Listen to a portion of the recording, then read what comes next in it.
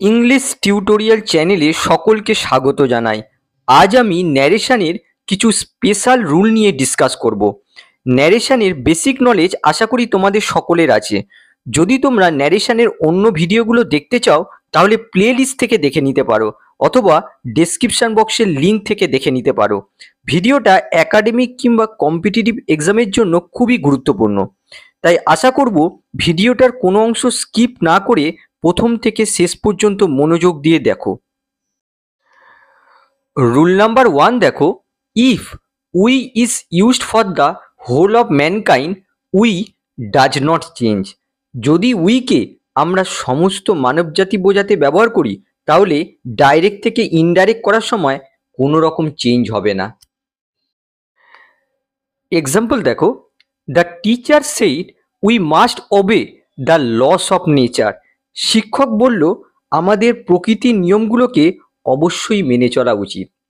এখানে দেখো, এখানে উই বলতে ম্যানকাইন্ডকে বোঝাচ্ছে, অল হিউম্যানকে বোঝাচ্ছে। এক্ষেত্রে ডাইরেক্ট থেকে ইনডাইরেক্ট করার সময় কোনো রকম চেঞ্জ হবে না। তাহলে দেখো, প্রথমে the teacher said, the teacher said বসে গেল, আর যেহেতু এই সেইডের পরে কোনো অবজেক্ট নেই তাই এই সেটটাকে সেইডই রাখতে হবে, টোল্ড করা যাবে না। তারপরে দেখো, এই কমাটা তুলে দিয়ে এখানে দ্যাট কনজাংশন বসানো হলো। তারপরে দেখো, এখানে সাবজেক্ট রয়েছে উই। উই হচ্ছে ফার্স্ট পার্সন, আর ফার্স্ট পার্সন চেঞ্জ হয় আমরা জানি এই যে রিপোর্টিং ক্লজটা আছে এই রিপোর্টিং ক্লজের এই সাবজেক্ট অনুসারে। এখানে দেখো টিচার রয়েছে, সেই অনুযায়ী এখানে দে বসা উচিত, কিন্তু এই জায়গায় কোনো রকম চেঞ্জ করা যাবে না যেহেতু এখানে উই বলতে মানব জাতিকে বোঝাচ্ছে। তাহলে দেখো, এখানে উই বসে গেল, তারপরে বাকি অংশটা যেমন ছিল তেমন বসে যাবে, এখানে মাস্টেরও কোনো রকম চেঞ্জ হবে না। তাহলে বাক্যটা হলো, the teacher said that we must obey the laws of nature. আর একটা এক্সাম্পল দেখো, Rahim said we all must die one day. Rahim বলল আমরা একদিন অবশ্যই মারা যাব। তাহলে দেখো, এখানে উই বলতে কিন্তু পার্টিকুলার কাউকে কয়েকজন মানুষকে বোঝাচ্ছে না, এখানে উই বলতে মানব জাতিকে বোঝাচ্ছে। তার জন্য এই উই এর কোনো রকম চেঞ্জ হবে না।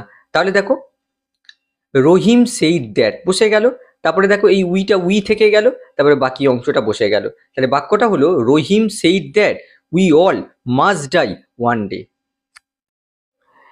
এবার রুল 2 দেখো, রুল 2 এ কি বলছে, মাস্ট হ্যাড টুতে চেঞ্জ হবে when it expresses obligation or compulsion. Must had টুতে তখনই চেঞ্জ হবে যখন এই মাস্ট কোনো অব্লিগেশন বা কম্পালশন বোঝাবে, কোনো বাধ্যবাধকতা বোঝাতে যে কাউকে কোনো কাজ করতেই হবে। এমন ক্ষেত্রে ন্যারেশন চেঞ্জের সময় আমরা মাস্টকে হ্যাড টুতে পরিণত করি। এক্সাম্পল দেখো, she said I must go নাও।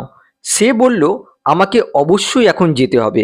এখানে দেখো, অব্লিগেশন বোঝাচ্ছে যে আমাকে কাজটা করতে হবে। এক্ষেত্রে আমরা ন্যারেশন চেঞ্জের সময় এই মাস্টকে হ্যাড টুতে চেঞ্জ করব। তাহলে দেখো, ইনডাইরেক্ট করার সময় আমরা সি সেইড দ্যাট এই অংশটা লিখে নিলাম। তারপরে দেখো, এখানে রয়েছে আই।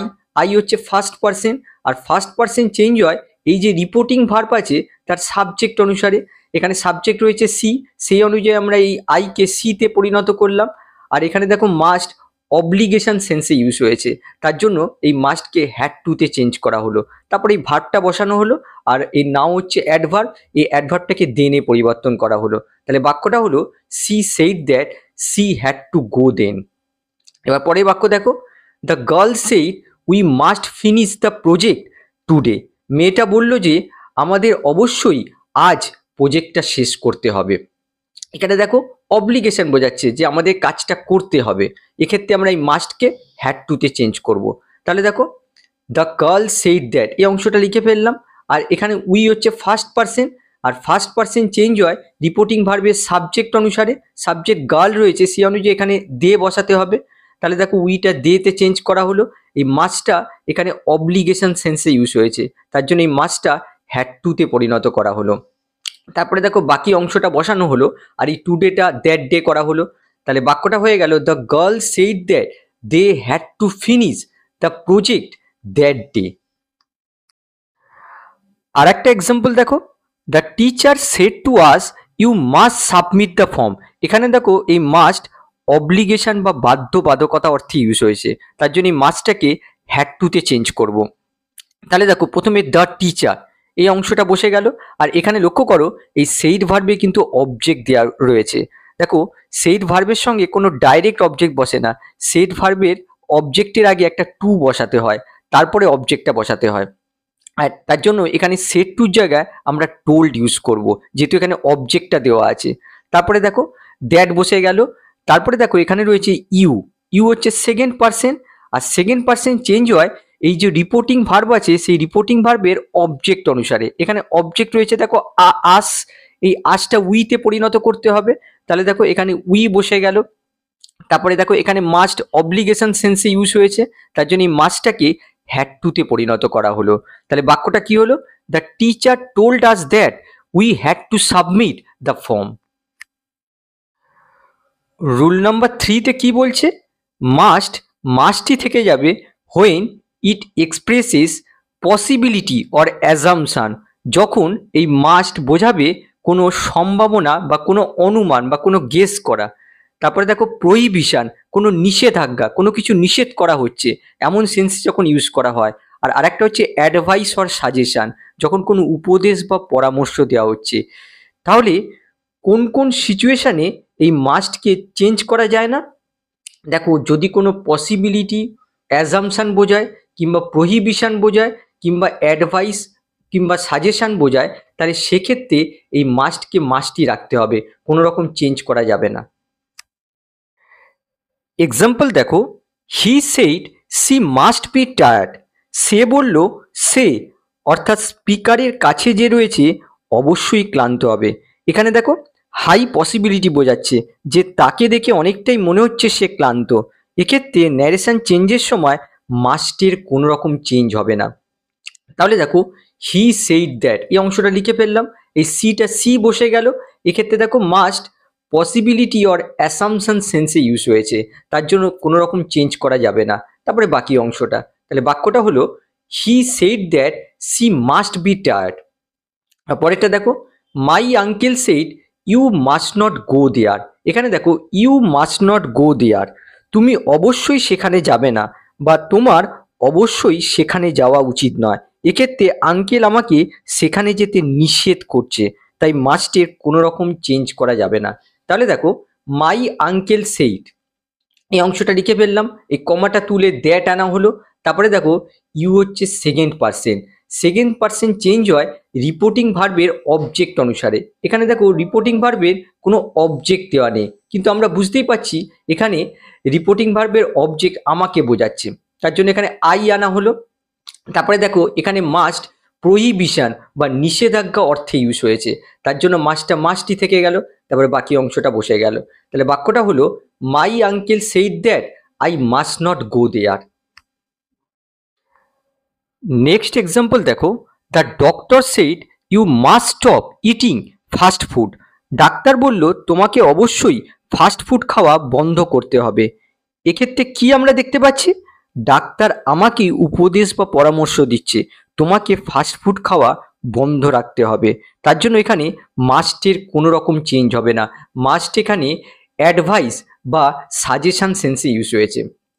তাহলে দেখো দ্য ডক্টর সেইড দ্যাট এই অংশটা আমরা লিখে ফেললাম, এখানে ইউ রয়েছে, স্পষ্টত এই ইউ বলতে আমাকে বোঝাচ্ছে, তার জন্য এখানে আই আনা হলো।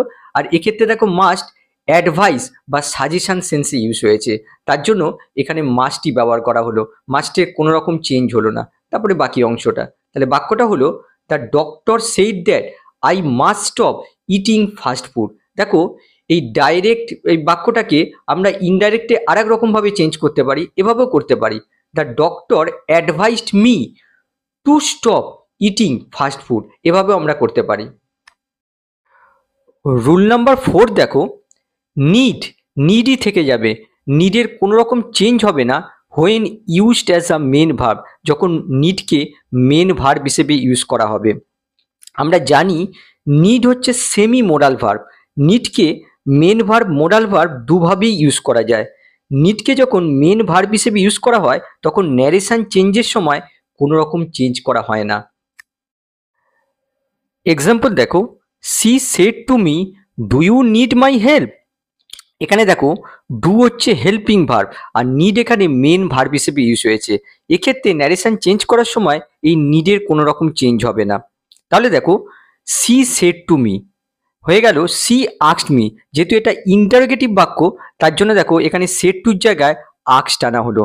যদি এটা অ্যাসার্টিভ বাক্য হতো তাহলে সেড টুর জায়গায় আমরা টোল্ড আনি, কিন্তু যেহেতু ইন্টারোগেটিভ বাক্য তার জন্য এখানে সেড টুর জায়গায় আস্কড আনা হলো, তারপরে মি বসানো হলো। আর ইন্টারোগেটিভ বাক্যের ক্ষেত্রে আমরা কনজাংশন হিসেবে ইফ ব্যবহার করি, ইফ আনা হলো। আর এখানে দেখো সাবজেক্ট হচ্ছে ইউ, ইউ হচ্ছে second person, second person change হয় এই যে রিপোর্টিং ভার্ব আছে তার অবজেক্ট অনুসারে। এখানে অবজেক্ট রয়েছে দেখো মি, তাহলে মিটা এখানে আই রূপে সাবজেক্টিভ কেসে পরিণত করা হলো। তারপরে দেখো এখানে মেন ভার্ব হচ্ছে নিড, আর যেহেতু রিপোর্টিং ভার্বটা দেখো পাস্টে রয়েছে তার জন্য নিডটা নিডেড হয়ে যাবে, নিডেড হয়ে গেল। আর তারপরে দেখো এই মাই প্রোনাউনটা হারে পরিণত করা হলো, যেহেতু এখানে মাই বলতে এই সাবজেক্ট সি কে বোঝাচ্ছে তার জন্য হারে পরিণত করা হলো, তারপরে হেল্প বসে গেল। তাহলে বাক্যটা হলো she asked me if I needed her help. এক্ষেত্রে আমরা দেখতে পাচ্ছি নিড মেন ভার্ব হিসেবে ইউজ হয়েছে, এক্ষেত্রে নিডের কোনো রকম চেঞ্জ হলো না, জাস্ট টেন্সের চেঞ্জ করা হলো। যেহেতু রিপোর্টিং ভার্বটা পাস্টে রয়েছে তার জন্য এটা পাস্টে পরিণত করা হলো।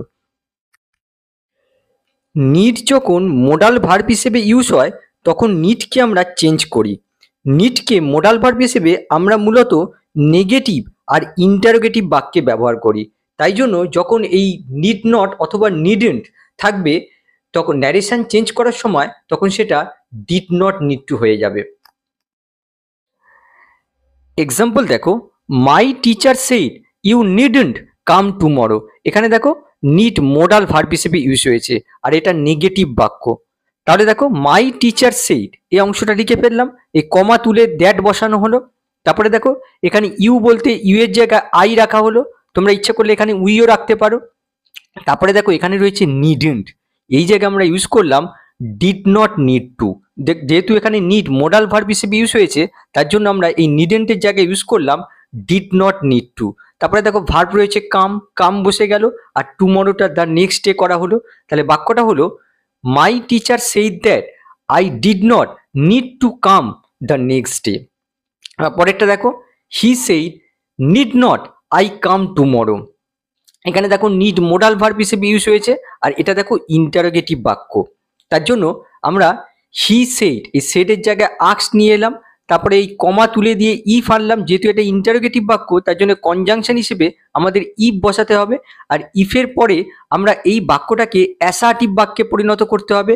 তার জন্য প্রথমে আমাদের সাবজেক্টকে বসাতে হবে। এখানে দেখো আই রয়েছে, আই বলতে এখানে হি কে বোঝাচ্ছে তার জন্য দেখো এখানে হি বসানো হলো। তারপরে দেখো এখানে রয়েছে নিড নট, এই নিড নটের জায়গায় আনা হলো ডিড নট নিড টু, যেহেতু নিড এখানে মোডাল ভার্ব হিসেবে ইউজ হয়েছে। তারপরে বাকি অংশটা, তাহলে বাক্যটা হলো he asked if he did not need to come the next day. তাহলে দেখতে পাচ্ছ নিড যখন মোডাল ভার্ব হিসেবে ইউজ হয় তখন আমরা এই নিড নটের জায়গায় আমরা নিয়ে আসি did not need to. Rule number 5-এ কি বলা হচ্ছে, কুডকে ওয়াস অথবা ওয়ার অ্যালাউড টুতে পরিণত করা হয় হোয়েন কুড এক্সপ্রেসিং পারমিশন, যখন কুড পারমিশন বা অনুমতি প্রকাশ করে।